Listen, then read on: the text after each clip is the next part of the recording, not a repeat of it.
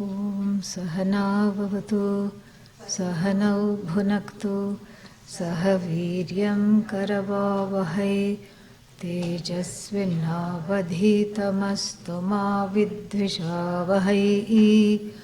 Om Shanti Shanti Shanti.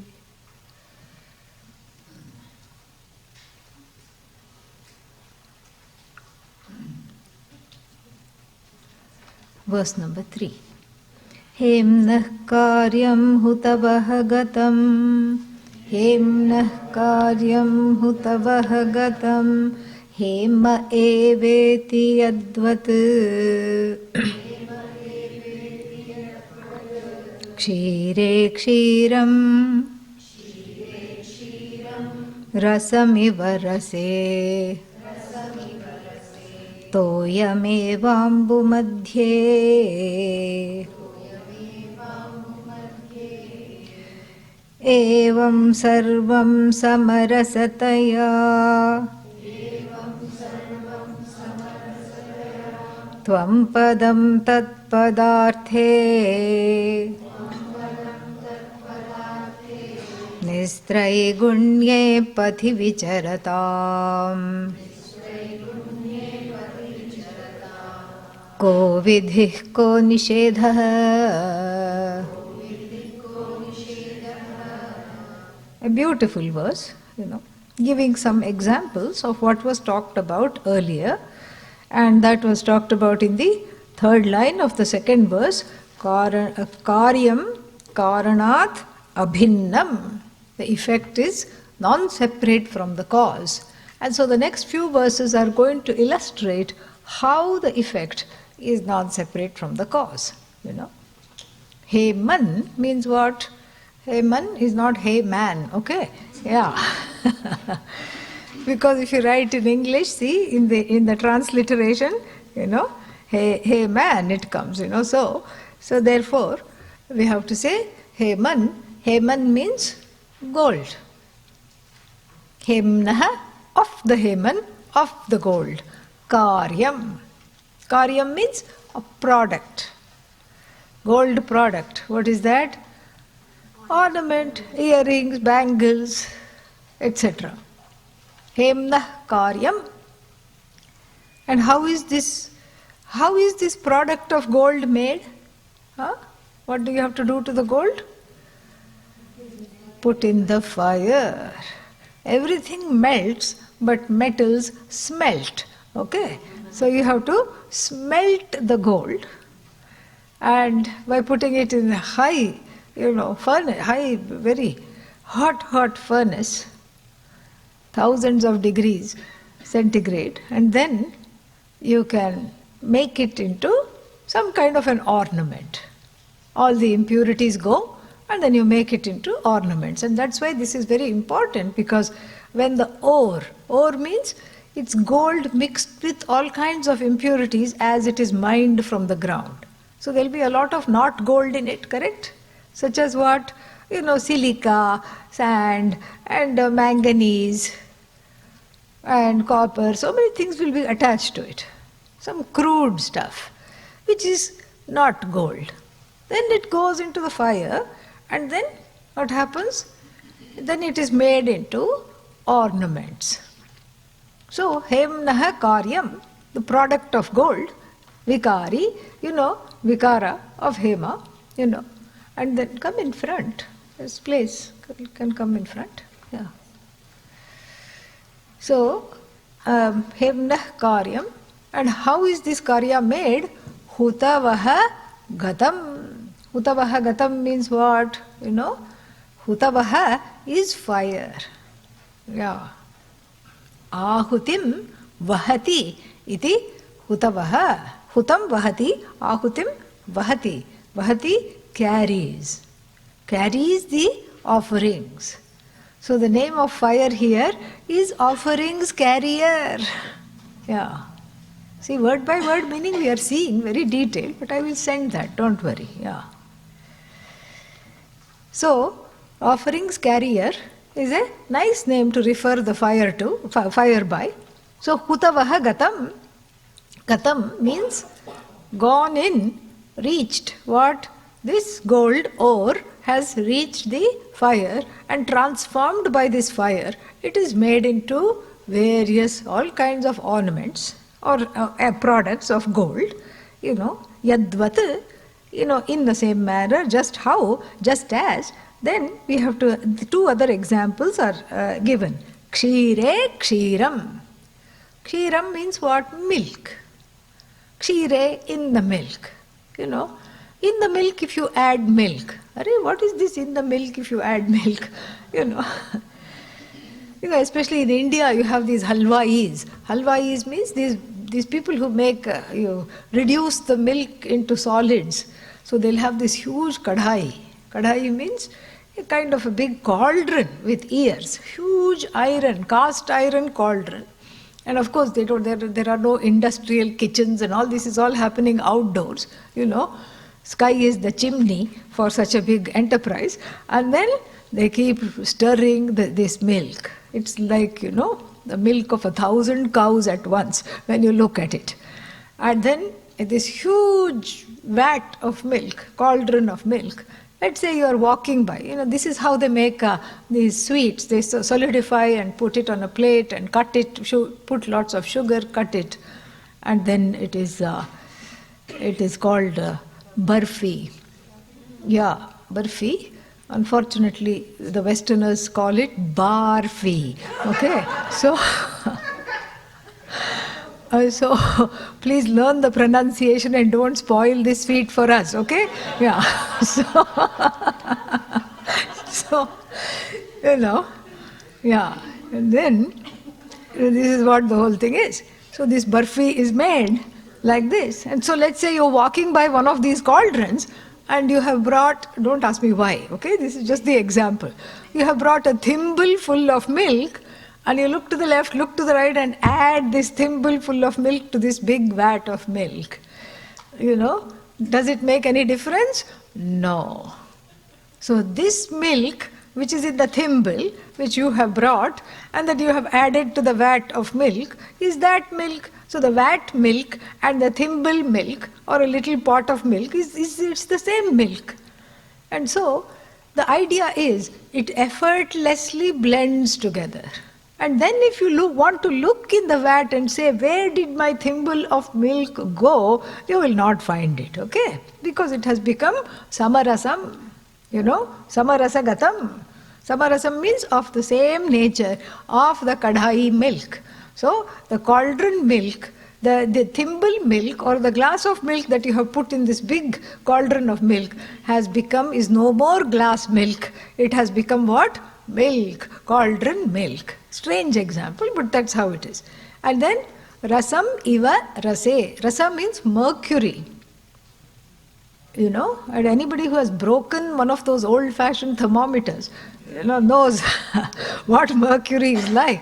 It jumps, you cannot catch it, it looks like water, but doesn't behave like water at all.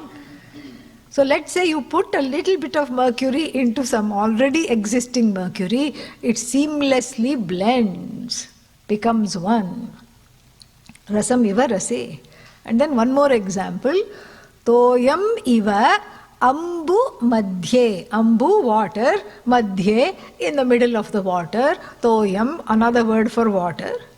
So in the ocean water, you put a little more water, bring a glass of water from home and add it to the ocean water, then what? It effortlessly becomes one. Correct? And even though these examples may seem little shallow for such a deep work, what is this? Putting milk in milk and water in water, what is he trying to do? Then the third line is always important in all these verses. The third line is like, gives the reason for this. Evam, in the same manner, sarvam, everything, samarasataya, with the same spirit of oneness.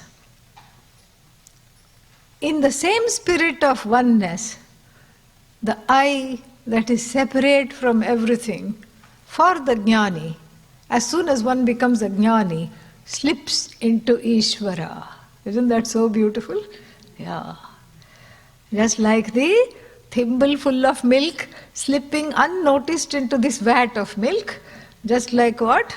The water mixing with water, mercury mixing with mercury, small little mercury mixing with a big thing of mercury. Similarly, in the same way, Tvampada. Tvampada means what? The meaning of the word you slips into the meaning of the word tat. Yeah. Chandogya Upanishad. You see, I'm not bringing the Chandogya Upanishad in. It is he that, he is playing. That's why it's such a wonderful text.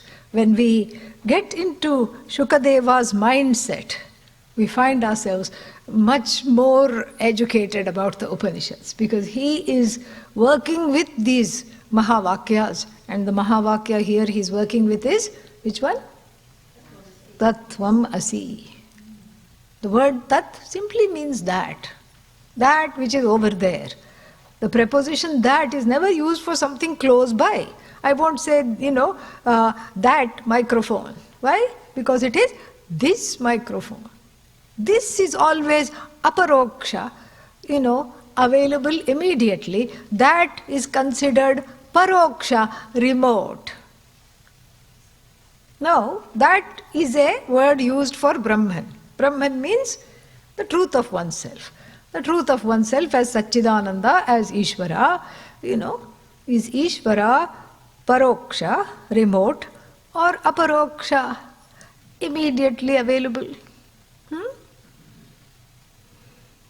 Very good question, correct? Yeah, so some people will say Ishvara is aparoksha, because everybody has a doubt here, so there is kotidvayam, two kinds of responses are there.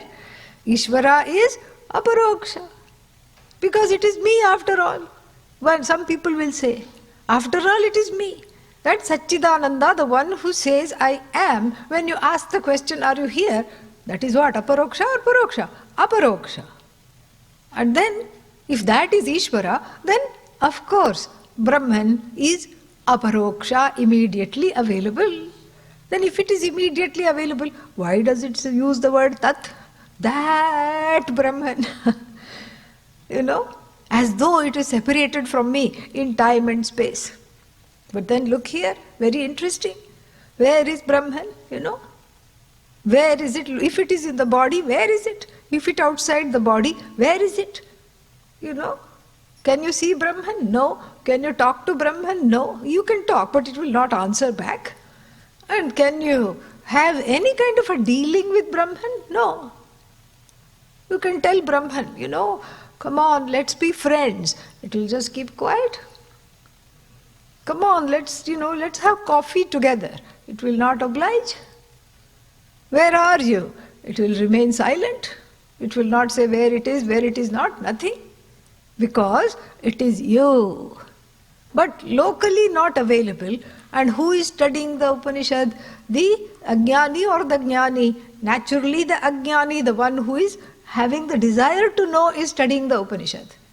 So if the one who is having desire to know is studying the Upanishad, then the Shruti in all her kindness goes along with the ignorance of the person and says, Tat, Tat Sat, that Sat, about which you are in doubt, about which you don't know, you don't see anywhere locally. Tat Sat, Tat Chit, Tad Ananda, is what? Tvam, you. That is you. And so the Shruti goes along with our ignorance because it wants to bring the two things together. It wants to bring that and this together. That paroksha, this aparoksha. So that and this it has to bring together. How can that and this come together? You cannot say that door, which is over there, has suddenly become this door. It makes no sense at all.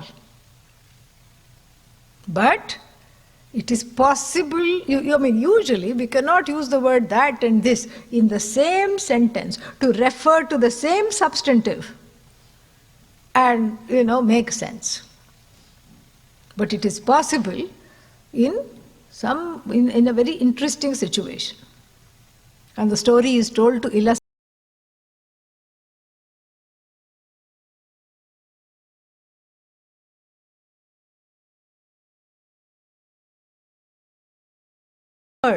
that a Swami is coming to town. Swami is coming to town, they were very excited. And of course, if you've been married for some time and have teenage children, what did you talk about in class? You can say, oh, this and that. Yeah. That's all. You can just say that. So therefore, it's not that the Tvam has to be joined,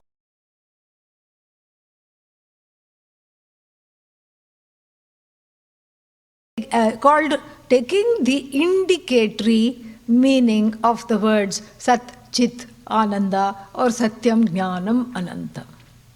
So the operation by which the immediate meaning of the words is given up, tyakta, and then the abstract, the abstract nature of those nouns is taken on, So this is what is called Bhagatyaga Lakshana. Lakshana, indicatory words, and the words operate, in a very beautiful way. So, Sat means existence, and you take it only from the standpoint of existence, and you remove the time-bound and finite nature of existence. You remove the spatial connotations of existence, and you bring in the abstract existence per se, regardless of time and space. And same thing with knowledge. You remove the status of knower, status of known, status of means of knowledge, and what do you have? Knowledge that morphs into as though the knower and the known, but is neither the knower nor the known. And then limitless, limitless is again stripped of its temporal and spatial connotations. And this is how, the Tvam, the understanding of, so this is on the side of, these words, and these words are applied to two entities that are very different from each other. This is an equation. So the Tvam, you means what? Me plus a big burden of complaints and expectations. That's all one is. Yeah. It's like a big baggage, excess baggage. Baggage of samskaras. And I told you the definition of samskaras. Samskar or the other. Yeah. Gained in childhood. So big baggage of various, other people's omissions and commissions towards me. This person didn't do this for me. This person is not paying me attention. This person is not, doing this. And I want this, and I am not getting this. So these are all these expectations. Yeah. And then this is the excess baggage that stops you from seeing the light of the truth of yourself and resting in your own glory. It comes in the way. It's a very big, what is called obstacle, pratibandhaka. Because it keeps you focused on putting out small fires. Why did this person do this? Why did this person not do this? And you're focused, on small things rather than what is this gaping hole and how come I experience this gaping hole when I am supposed to be Purna Brahma, complete, full. So the teaching is to, deploy these words, because it's only through these words that one understands. The words don't describe Brahman like big, blue, fragrant lily. Sat, Chit, Ananda, Brahman. No. The words indicate Brahman, and since that Brahman is at once the Atma, oneself, one recognizes it immediately through the use of the indicatory words. And then so this is like an equation. E equals mc squared. Energy is equal to matter. How? You cannot say, oh, Dr. Einstein, I believe you. It's nothing to do with belief. You have to be able to see this. It can be understood. So too here, Ishvara is a matter of understanding, and the only way to understand Ishvara is as oneself. No other way is there.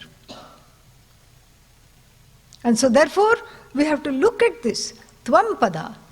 So this Tvampada is what? I, Satchidananda I, plus a lot of add-on garbage. Yeah.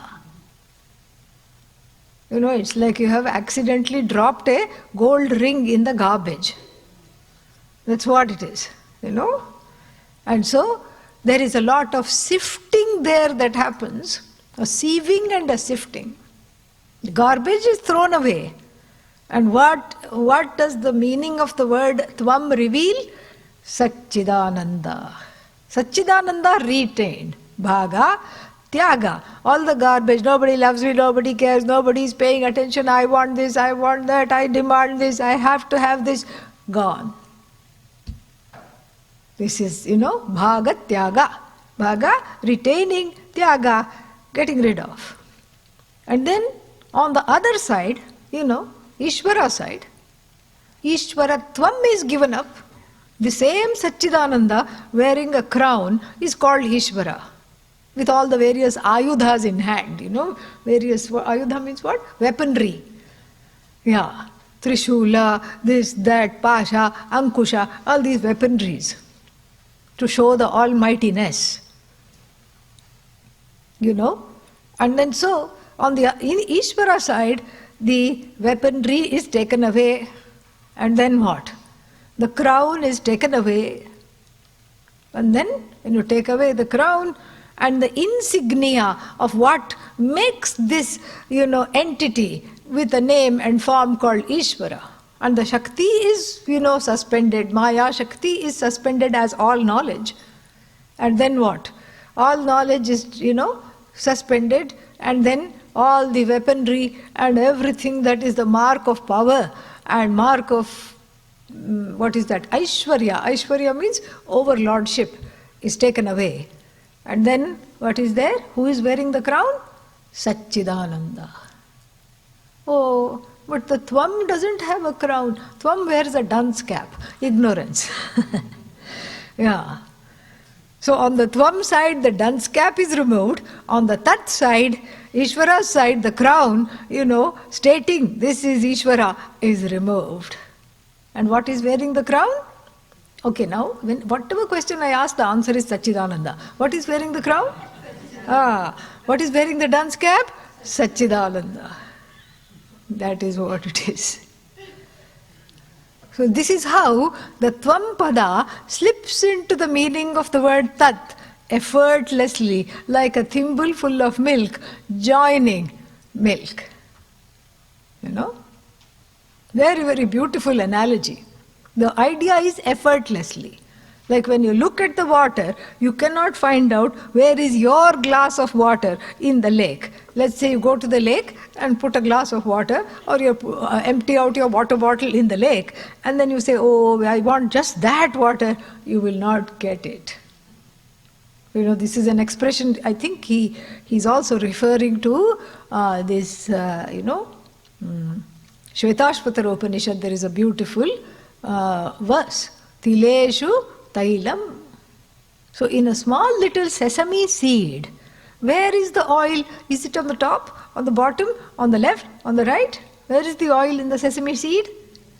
Don't say Satchidananda, okay? That's done. Everywhere. Everywhere. Dadiniva sarpihi. Where is the butter in the buttermilk? Everywhere. That's why it's called buttermilk. It's everywhere. So when you churn it, it comes out. But otherwise it is there, the cream is there in the milk as a potential everywhere. And so too here, the Tvanpada joins, as it were, joins again with apostrophes, with inverted commas, joins, as it were, the Tatpada effortlessly. For whom? For the ones that have thrown away the garbage associated with Tvam.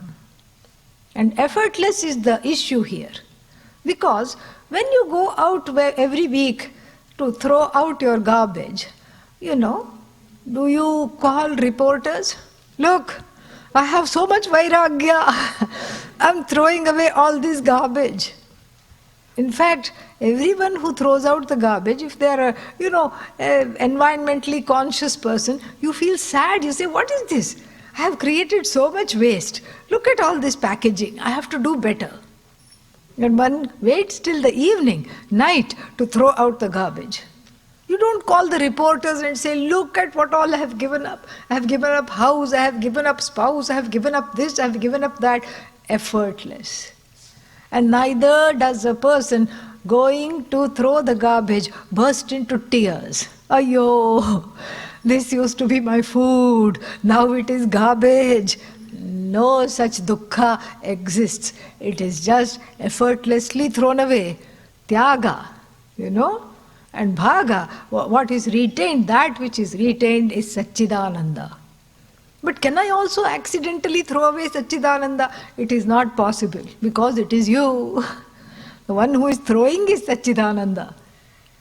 So therefore, these blessed ones, these jnanis who are walking on the path of no gunas, no coming, no going, and the path is themselves, the wayfarers are themselves alone, the going is themselves, the coming back is themselves, everything is them.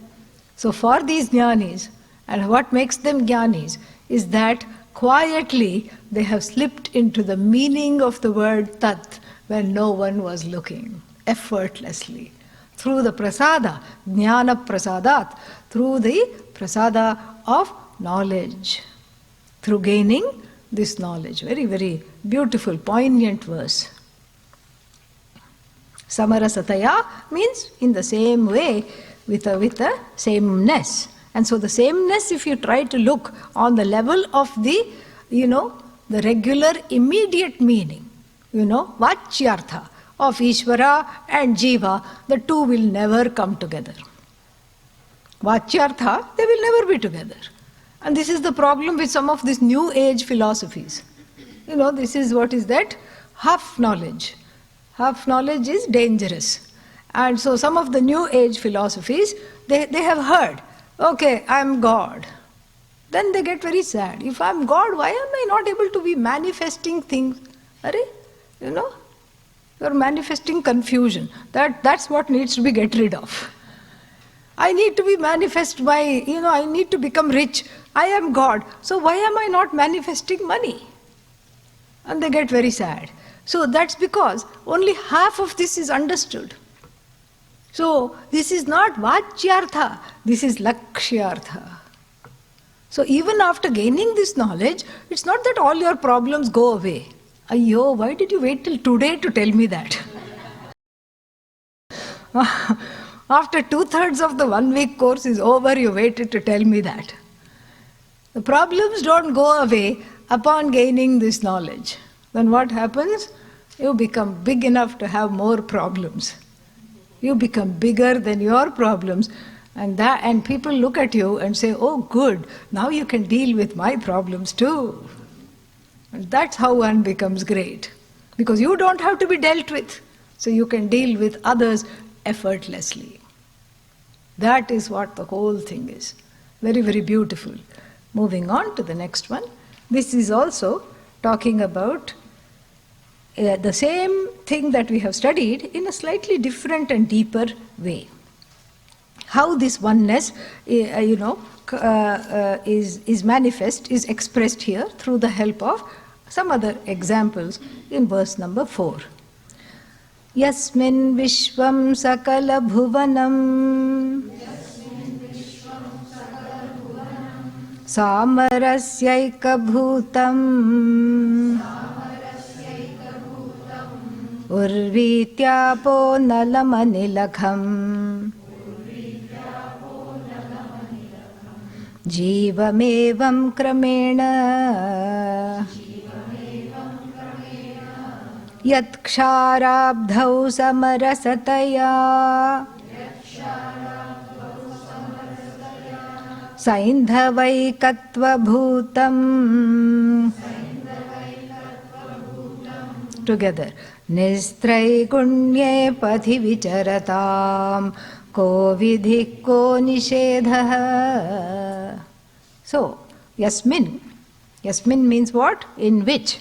In which Brahman, we have to add, in which Bhagavan, in which Brahman, Vishwam Sakala Bhuvanam, all the three worlds, Tribhuvanam here, all the three worlds, Bhuhu, Bhuvaha, Suvaha, all the worlds have resolved. Samarasya Ekabhutam. In which all the three, in which, in which Brahman, everything is resolved. And how is it resolved? In the opposite way through which it emerged. You see, the emergence of the world, how did it start? From the subtlest element to the grossest. Tasmadva etasmad atmana akashas sambhutah akashad vayuhu vayor agnihi agnerapah adbhyah prithivi prithivya oshadhayah oshadhibhyonnam annat purushah.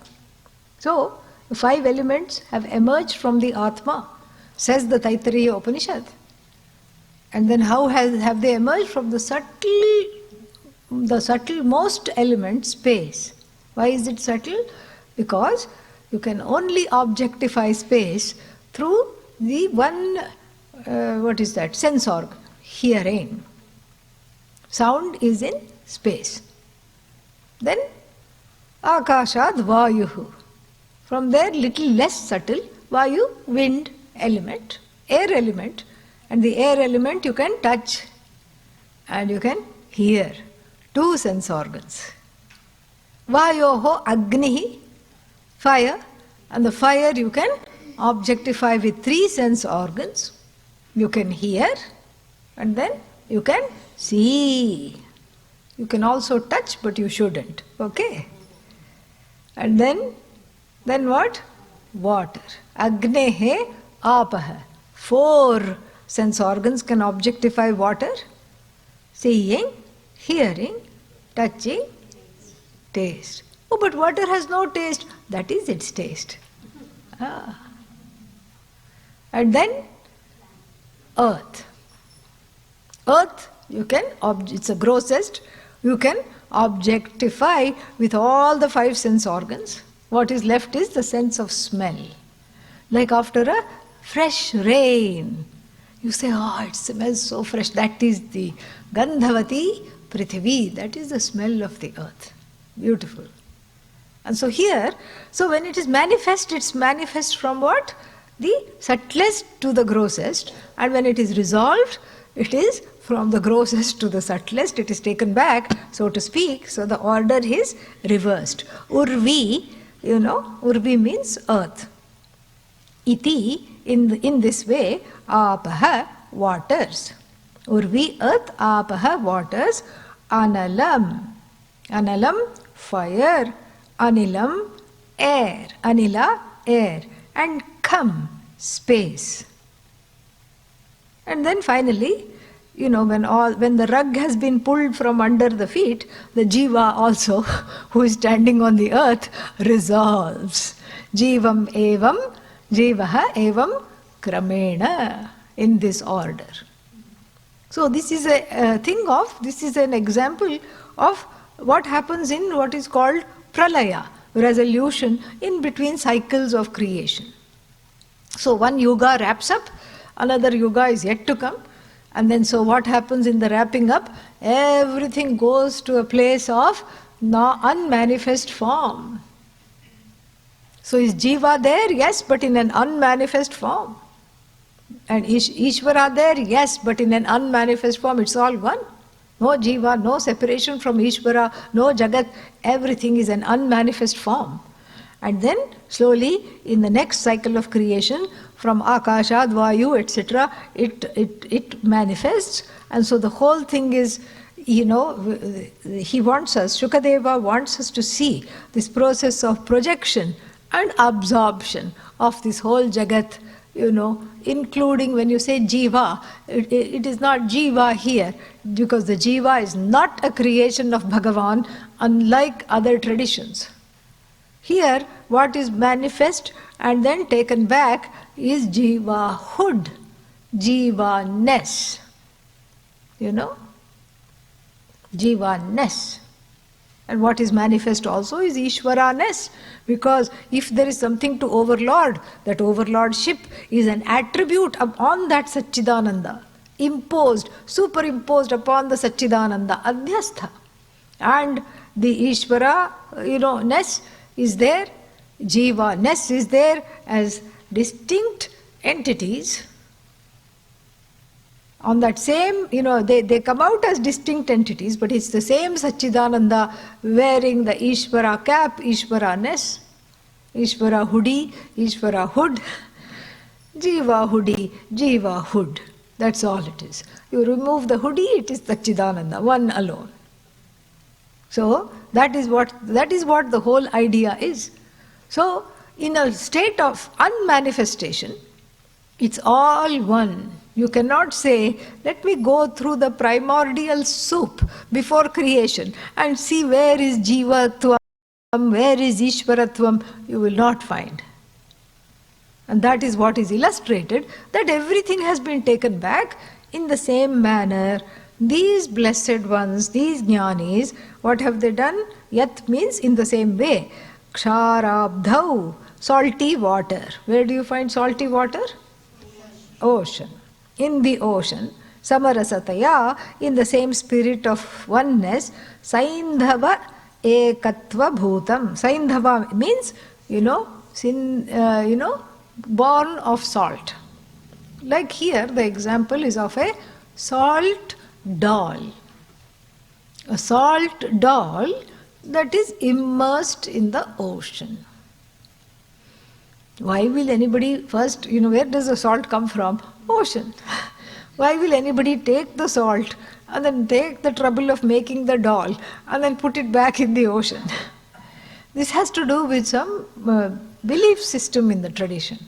Unfortunately, sometimes children die young and the parents are very desolate.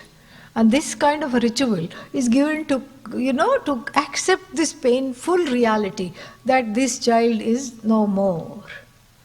So they make a salt doll and they say, okay, I'm offering it to the ocean. And there is some kind of a closure to seeing this melt.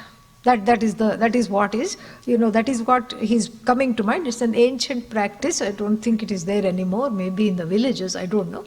But it was an ancient practice recommended to get over, any kind of painful situations, miscarriage and, early childhood deaths, etc. And so the parents and the loved ones of this baby who is no more would make a salt doll and offer it to the ocean. So that is something. And it also was said to ward off this from happening again, so that the next child will be born healthy and robust and long-lived. This was the whole idea. So that's why the metaphor of the salt doll entering the ocean. So just like the earth has entered Satchidananda and the Jiva hood has entered Satchidananda, Ishvara hood has entered Satchidananda, all differences have entered Satchidananda here and are one with Satchidananda. So too in between cycles of creation, so too what has happened here?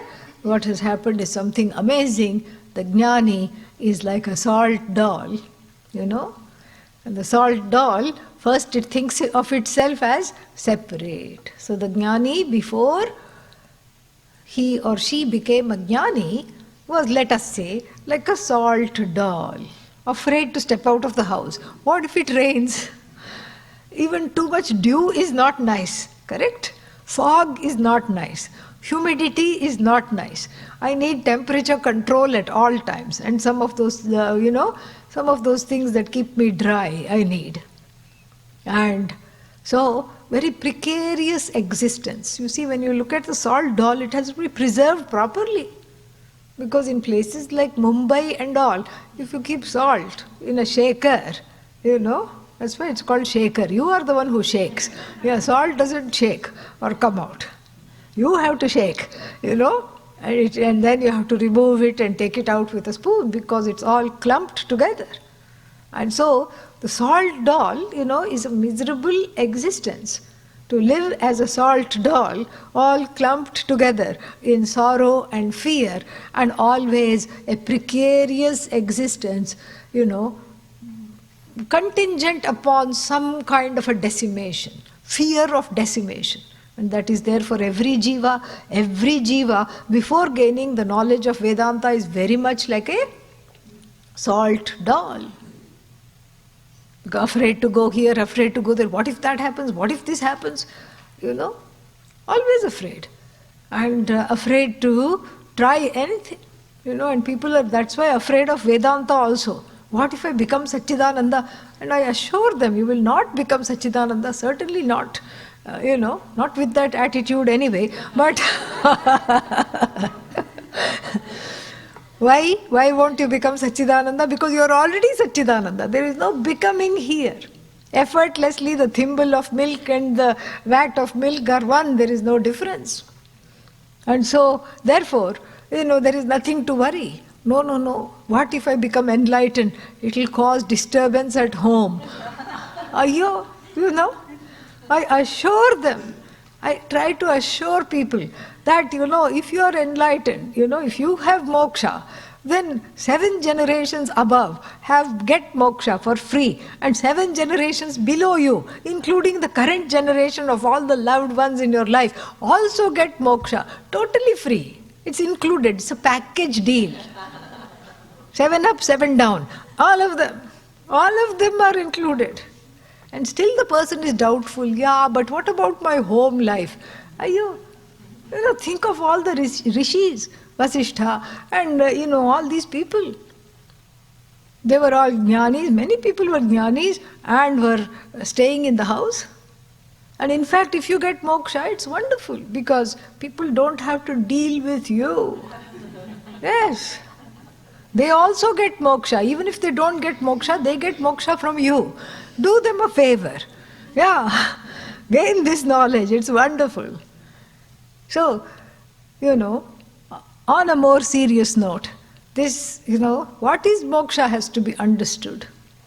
And it is not, this whole fear, and that's why this salt doll metaphor has come here, because there is a terrifying, it creates terror to think of giving up this individuality. But the thing is, the individuality is subject to abject misery. Yeah, that is true. So give it up.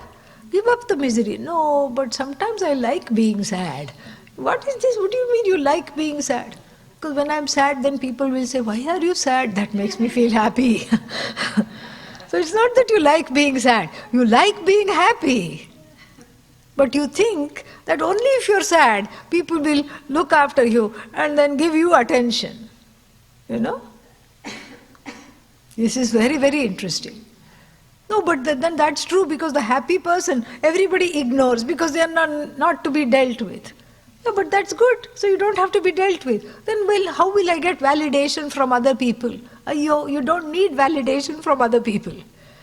Well, all this is too much. This is what, there is some kind of a eclipse to see. That this oneness is not a manufactured oneness or a joining of two entities. It is not a marriage of Jiva and Ishvara. If it were a marriage, you have every right to be skeptical. Yeah. Especially if you are already married. So, you have every right to be skeptical. Like, oh my God, this kind of a joining is subject to so much, so much whatever, so many opportunities it is giving me to grow, and I don't think I can grow anymore, and I don't want this union with Ishvara. It's not a choice. The union is a reality. The dissonance and the disharmony and the alienation is a notion that is corrected. So where did the salt doll come from? Salt doll came from the ocean. It was dried out with the help of the sun, and then it got the ability to walk and talk, and then it started to say, okay, I'm going to form a support group of other salt dolls. I'm going to start a company. I'm going to, and whatever the salt doll starts is limited.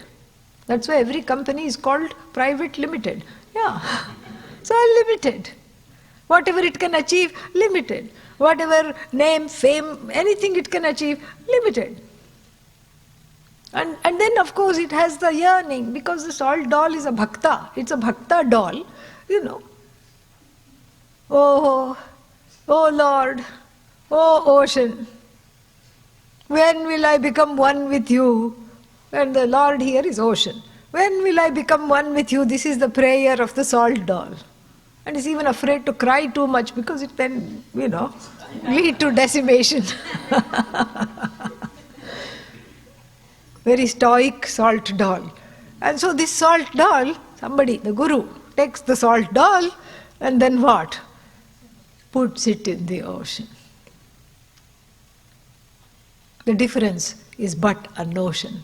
The guru says, puts it in the ocean. In the beginning it cries, no more me, help, I can't swim, bachao, save me. And saving from what? Who is separated from whom? Who is going to be saved from what? And then the salt doll in the beginning screams and, catches hold of the guru's neck. Yeah. Clings to the guru like a monkey. Doesn't want, I can't go in this. Guru peels off this salt doll, throws it into the ocean. And that's why I told you in the satsang, we have a saying, whenever one is ready, the guru disappears. Yeah, in you, as you. That's why it's not a cult. This separation is not kept all the time, you have to be the student forever. No. Thank God. Thank God for that. And so, therefore, the guru, casts the salt doll into the ocean. It screams, it yells, it cries, and then, Suddenly the doll finds that it is all. Yeah. What happened to the D in doll? Say, strange Sanskrit rule, D lopa. We have a T lopa. Achod antya T. Tasya lopaha. Bhasya. T lopaha. You don't worry about that. That's just for them. A few others who can understand. But then, there is the last vowel and the consonant in anything, it is named as T, in Paninian grammar. And that T, we are told, T should be elided in certain vibhaktis, etc. The T is elided. Lopa means it is crossed out. So the doll becoming all is not T lopa, it is D lopa. Yeah. And the same thing is expressed in the Bodhasara also, very nice. The person says, Dasoham, Dasasya, Dasasya, Dasoham. Dasa means I'm your servant, I'm not you, I'm separate from you. Dasoham, Dasoham, Dasoham, Dasoham. And then saying that many, many times, forgets the Da, and then what is left? Soham. Yeah. So Vedanta, therefore, is a journey from ho-hum to so-hum. That's all it is. First it's a ho-hum life. Yeah. From ho-hum you come to saha aham or saham. You can say that also. Why only saha? Saha is masculine. Saham. You can say saham. She, I am. Same thing. Because saham, if you revert, it becomes hamsa. Yeah. Which is the mythical bird that is, talked about in the Shastra, that can separate what? Milk from water. It siphons off the milk and leaves the water. Yeah, amazing. It's the bane of every dudhwala in India. Yeah, every milkman in India will be afraid of this hamsa. That's why it's a mythical, celestial bird. That is what the whole thing is. So, like the salt doll, very afraid to enter the ocean, but then no longer feels the need to assert its individuality. And here we are in fact better than the salt doll, because the arrangement is that the body-mind-sense complex still remains the same. You still have a body after enlightenment, you still have a mind, you still have a senses, you still even have a personality. But that personality is a sublated personality, it is badhita, negated for you. But then why does it exist? It exists so that other people can enjoy you. Like Krishna, the Lord Krishna has a personality, flute, wielder, what is that? Peacock feather, yellow dress. We enjoy. Gopika teaser, we enjoy these aspects. He doesn't have a truck with any of them. So the ragadveshas, or any kind of, the contours of the personality of the jnani become vibhutayaha, glories for other people to enjoy, to have, to relate devotionally. Like when we think of Pujya Swamiji, we think fondly of his smile, of his jokes, of the way he used to look at people, of how he used to be. That is all for us to enjoy. So it's not that the personality of the jnani is lost. It's not that, I have to be like this because, I have atma-jnanam. Yeah. Na hrishyati, na shochati, neither is ecstatic nor is sad. Hey jnani, you won the lottery.